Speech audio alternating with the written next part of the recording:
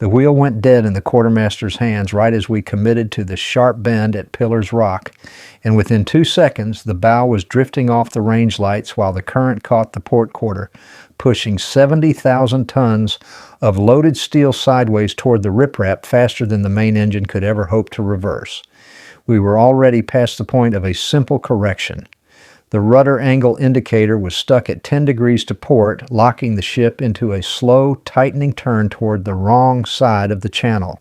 On a straight run, this would be manageable, but here the Columbia River narrowed significantly. The deep-water channel was only 600 feet wide. On our starboard side lay the dredged navigation lane we needed to be in. On our port side, where the bow was now pointing, was a shallow shelf of rock and mud that would rip the bottom out of a loaded bulk carrier. The current was running at 3 knots following us, adding speed over the ground that we did not need. The pilot, a man with 20 years on this river, stared at the gyro repeater for only a moment before stepping to the window. He did not yell. He simply looked at the way the trees on the shore were shifting relative to our crane housings. The captain was standing by the radar. He saw the quartermaster wrestle the wheel, trying to bring it back to midships.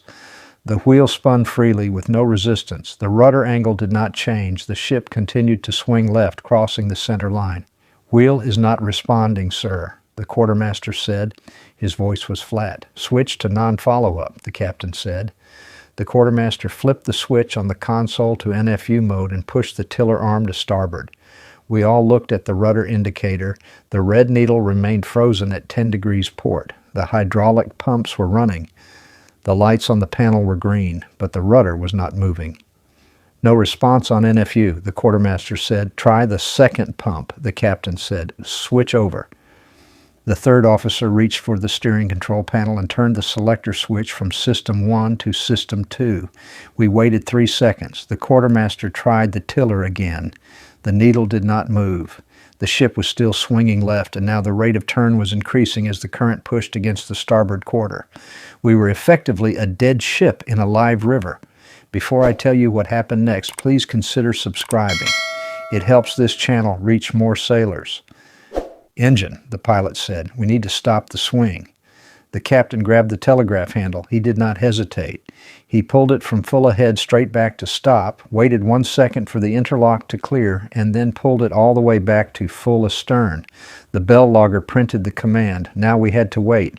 On a large bulk carrier, the engine does not simply reverse instantly. We were powered by a slow-speed diesel engine directly coupled to the propeller shaft. To reverse, the engine has to stop firing. The shaft has to stop spinning, and then the starting air has to kick the heavy pistons back in the opposite direction. It takes time. We had 70,000 tons of grain moving downstream at 11 knots. The momentum was enormous. "Chief officer," the captain said in Kide, "get the anchor party forward. Stand by both anchors. Watch." "Forward station," I said into the UHF radio. I was the chief officer, but I was on the bridge for the river transit. I called the bosun, who was already on the foredeck for the river passage. "Bosun, stand by both anchors. Prepare for emergency let go." "Standing by," the bosun replied. The bridge was quiet. The only sound was the hum of the ventilation and the distant vibration of the engine room struggling to execute the crash astern command.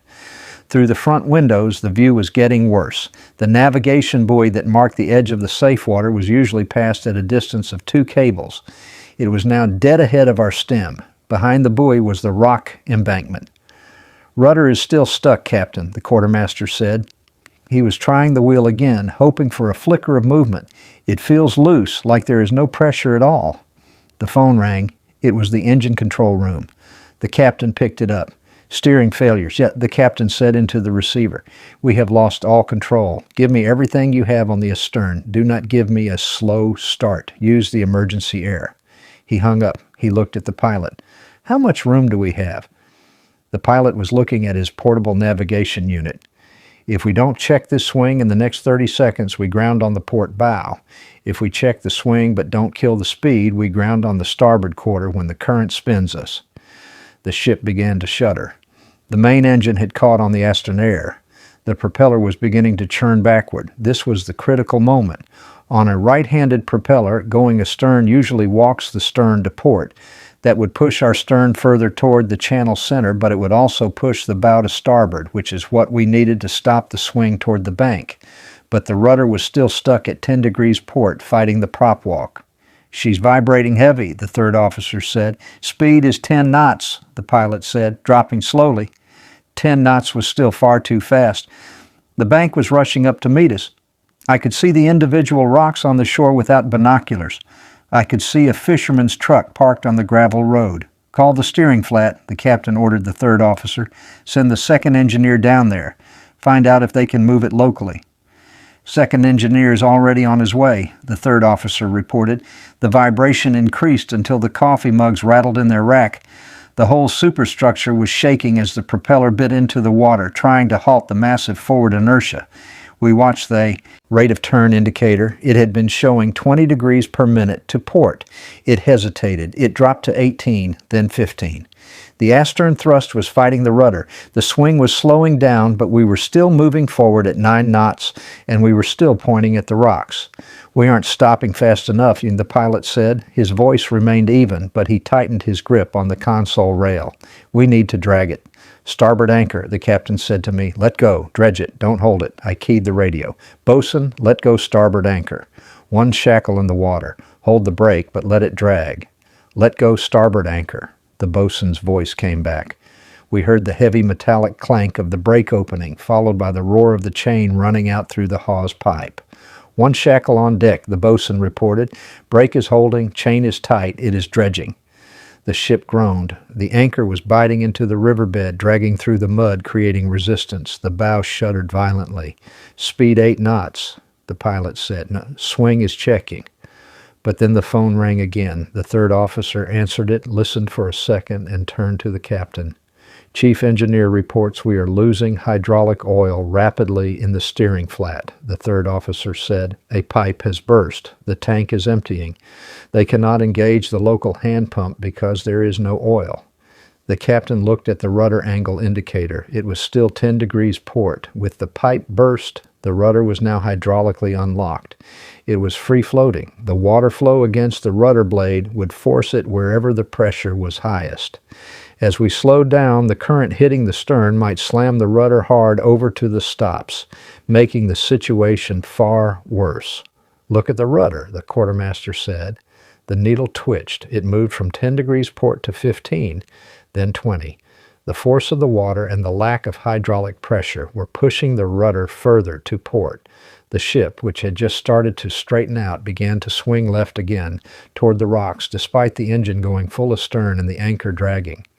"She's getting away from us," the pilot said. "The astern power isn't enough to counter that rudder angle." "Drop the port anchor," the captain said. "Short stay. We have to stop her now." "Bosun," I yelled into the radio, "let go port anchor. Let go." The second roar of chain vibrated through the deck. Now we had both anchors down, dragging on the bottom, with the engine screaming in reverse and the rudder uselessly hard over toward the danger. The speed over ground was 6 knots. The distance to the bank was less than 2 ship lengths. The bow was swinging faster now. The port anchor had snagged on something hard, momentarily pulling the boat aport, exactly where we didn't want it to go. "Brake holding on port side," the bosun shouted. "Strain is heavy." "Slacken the port brake," I ordered. "Don't let it swing the bow." "Too late," the pilot said. We all looked out the window. The trees on the bank were looming over the forecastle. The angle was wrong. We were going to hit. The only question was whether we would hit hard enough to breach the hull or if the mud would catch us first. "Brace for impact," the captain said calmly over the PA system. "Crew, brace for impact." The ship kept sliding. The vibration of the engine felt like it was tearing the stern apart, but the momentum of 70,000 tons is a law of physics that cannot be broken, only negotiated with, and the negotiation was failing. We hit 4 seconds later. It was not a crash like a car hitting a wall. It was a long, grinding deceleration that started deep in the hull and came up through the soles of our boots. The ship listed 3 degrees to starboard as the bilge keel rode up onto the riprap. The noise was the sound of steel plates deforming over stone, a low, tearing screech that vibrated the window frames. Then the forward motion simply stopped. The bow was fast aground, but the stern was still afloat, and the river was not done with us. "Stop engine," the captain said. "Stop everything." The vibration died away. The silence that followed was heavy. We were motionless forward, but I looked aft and saw the immediate danger. The current was pushing against the port quarter. With the bow pinned in the mud, the ship had become a giant lever. The river was trying to swing the stern out into the channel, rotating us perpendicular to the stream. If we swung 90 degrees, we would block the entire Columbia River. Worse, the stern would likely swing all the way around and ground on the opposite bank, cracking the hull in half due to the stress. "She's pivoting," the pilot said. He was watching the rate of turn indicator. It was climbing again. "We are going to broadside the channel. We need to hold the stern into the current," the pilot continued. "We need to drive the stern back upstream." "We have no rudder," the captain reminded him. "If I kick the engine ahead to push the stern back, the prop wash will just blow the rudder hard over again. We'll lose control completely." The third officer was on the phone with the steering flat. "Second engineer reports the flat is covered in oil. The main pipes are blown. They are trying to rig the emergency tackle." "Tell them to center it," the captain ordered. "I don't care how. Center the rudder and lock it. I need to use the engine." The ship was swinging faster now. The stern was drifting out, exposing our broadside to the full force of the 3-knot current. The hull groaned. We were pivoting on the grounded bow section. The anchor chains were tight, singing with tension. "Bosun," I called on the radio. "How are the cables?" "Starboard cable is bar tight," the bosun yelled. "It is cutting into the hawse pipe. Port cable is slack." "Heave in the port anchor," I ordered. "Get the slack out. We need to restrain the bow so it doesn't twist off." "Heaving port," the bosun replied. On the bridge, the pilot looked at the chart. "Captain, we have maybe 3 minutes before the stern swings into the deep channel traffic lane. If we block the channel, we are a hazard to navigation. We need that rudder." The captain grabbed the phone. "Steering flat. Status." We could hear the shouting on the other end. The steering gear room on a bulk carrier is a loud, dangerous place when things go wrong. It is directly above the propeller. The huge hydraulic rams are massive steel pistons. With the pipes burst, the rams were sliding freely with every movement of the water against the rudder blade outside. "They are slipping on the oil," the third officer relayed, listening to the earpiece. "The rudder is swinging back and forth with the current. They can't get the locking pin in because it won't stay still." "Use the chain blocks," and the captain yelled into the phone, bypassing the third officer. "Lash the tiller arm. Immobilize it." The stern was now 20 degrees out from the bank. We were taking up half the river.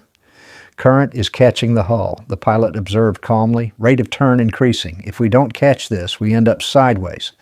The captain looked at the engine telegraph. He wanted to go ahead.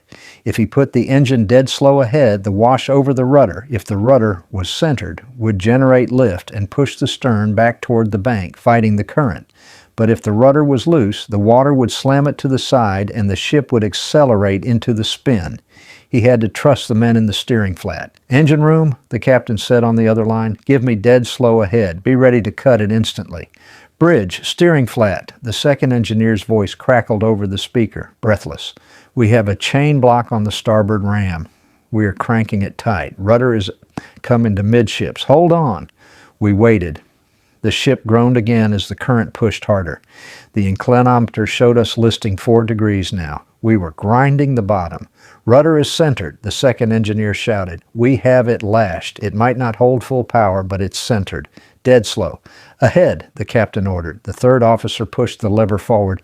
The engine grumbled. The shaft began to turn in the ahead direction. We watched the stern. The wash from the propeller shot back against the centered rudder. Physics took over. The water hitting the flat rudder blade pushed the stern sideways to starboard, fighting the current that was pushing it to port. It was a delicate balance. Too much power, and we would drive the ship further up the bank, ripping the bottom open. Too little power, and the current would win, spinning us sideways. "Stern is checking," the pilot said. "Swing is stopping." The vibration was different now. It was the shudder of the propeller fighting the river. The stern hung there, suspended between the force of the Conde current and the force of the engine. "Temperature rising on the thrust block," the chief engineer called from the control room. "We can't hold this forever with 0 speed. We just need to hold it until the tugs get here," the captain said. "How long?" Tugs are 40 minutes out, the pilot said. Bridge steering flat, the second engineer called. The chain block is groaning, the pad eye is bending. I don't know if the weld will hold. If the pad eye and the steering flat snapped, the rudder would slam over, the engine force would work against us, and the stern would swing violently into the channel. The second engineer and his motorman were standing right next to a steel chain under immense tension. If it snapped, it would cut them in half.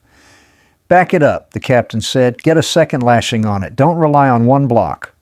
Working on it, the voice came back. The ship sat there, impaled on the mud forward, engine churning slowly aft, the entire fate of the vessel resting on a confused weld in the steering flat and the friction of the riverbed. She's creeping forward, the pilot warned. Even at dead slow, we are pushing deeper into the bank. If I stop, we lose the stern, the captain said. If you keep pushing, we pierce the double-bottom tanks, the pilot replied. It was the classic mariner's dilemma.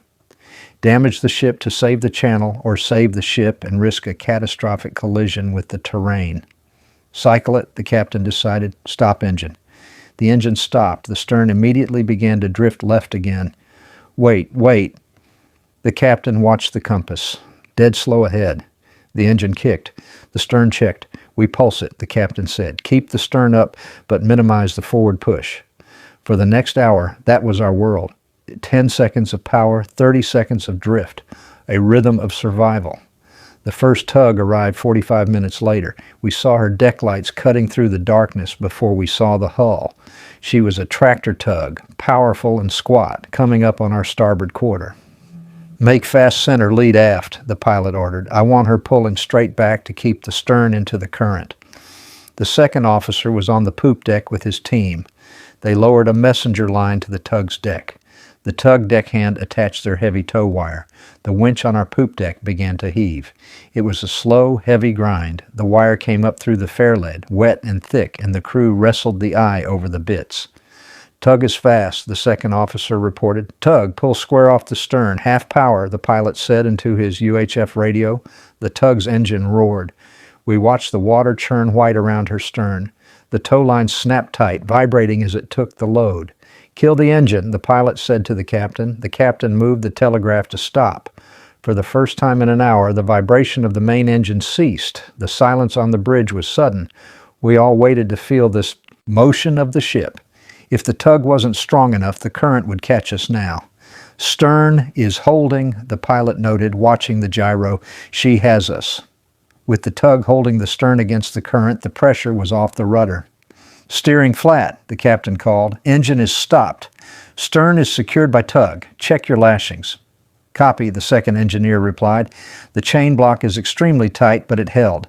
We are backing off the tension now. The immediate crisis of swinging broadside was over, but we were still grounded forward. We had 70,000 tons of ship resting on the riverbank. We did not know if the hull was breached. Chief officer, the captain said to me, get the sounding party, sound the forepeak, the number 1 ballast tanks, and the collision bulkhead void. I need to know if we are taking water before we try to pull her off. I left the bridge and went to the main deck. The bosun was already organizing the ABs with sounding tapes and water-finding paste. We walked forward to the forecastle. The ship was listing, so walking required leaning slightly to port. We opened the sounding pipe for the forepeak tank first. The air rushed in, equalizing the pressure. The AB lowered the brass bob on the end of the steel tape. It clattered down the long pipe. He felt it hit the bottom, waited 2 seconds, and reeled it up. He shone his flashlight on the tape. The water-finding paste had not changed color. Dry, he said. We moved to the number 1 starboard ballast tank. This was the side closest to the rocks. If we had ripped a plate, this is where the water would be. The tape went down. We waited. The tape came up. Normal levels, the AB said, same as departure. We checked the void spaces, all dry. The hull plating had likely dented or buckled, but it hadn't cracked. The heavy mud of the riverbank had cushioned the impact against the rock riprap. I called the bridge. All soundings normal, Captain. No ingress. Very good, the captain said. We are going to pull her off. A second tug had arrived and made fast on the port quarter. Now we had 2 tugs pulling astern. The pilot coordinated the dance. Both tugs, full power astern, the pilot ordered. Main engine, slow astern. The ship began to shake again, but this time it was different. It was the strain of 3 engines fighting the friction of the mud. We stood on the bridge wing, looking down at the water against the hull. For a minute, nothing happened. The mud held us fast. Then a shudder. A grating noise, deep and loud like a heavy metal door dragging over concrete. The trees on the bank began to move forward relative to us. "She's moving," the pilot said. The grating noise continued for 10 seconds, then stopped abruptly as the bow slid free of the bank and floated into deeper water. The ship rolled slightly as buoyancy returned to the forward section. "Stop main engine," the pilot ordered. "Tugs, take us to the anchorage." We were floating. We were damaged. We had no steering, but we were floating. The tugs maneuvered us into the center of the channel. The current, which had been our enemy, now helped carry us downriver toward the anchorage area 5 miles away. The captain finally stepped away from the window. He walked to the chart table and picked up the logbook. He looked at the clock. The entire incident, from the steering failure to refloating, had taken less than 2 hours. "Check the crew," he said to me. "Make sure everyone is okay in the steering flat." I went down to the steering gear room. The deck was slick with red hydraulic oil. It covered everything: the pumps, the rams, the floor plates. The second engineer and the motorman were sitting on a toolbox, wiping oil from their faces with rags. The burst pipe lay on the deck, a jagged split in the steel. The chain block they had used to lash the tiller was still in place, the steel hook bent almost straight from the force it had withstood. "You held it," I said. The second engineer just nodded. He looked at his hands, which were trembling slightly. "It held," he said, "barely. We anchored safely at the Kalama anchorage. The U.S. Coast Guard boarded us at dawn. They were professional, asking for the logs, the bell book, and the maintenance records. The investigation found that the hydraulic return pipe had failed due to high cycle fatigue vibration. It wasn't rust. It was a microscopic crack that had grown over thousands of hours of engine vibration until it finally let go at the worst possible moment. It's the kind of failure you can't see with the naked eye during a routine inspection. We stayed at anchor for 3 days. A repair crew came on board with new piping and welded the system back together. We tested the steering gear for 6 hours, running it hard over to hard over, pressurizing the system well above normal limits. It held. Divers went down to inspect the hull. We had a 20-foot-long dent in the starboard bow plating, pushed in about 4 inches, but the welds hadn't split. We were allowed to proceed to our discharge port, but at reduced speed. The captain didn't make a speech. He didn't congratulate us on being heroes. The next morning at breakfast, he simply said that the reaction time on the anchors had saved the ship from a full-speed grounding. That was it. The crew went back to work. We cleaned the oil out of the steering flat. We washed the mud off the anchors. The routine of the ship swallowed the event.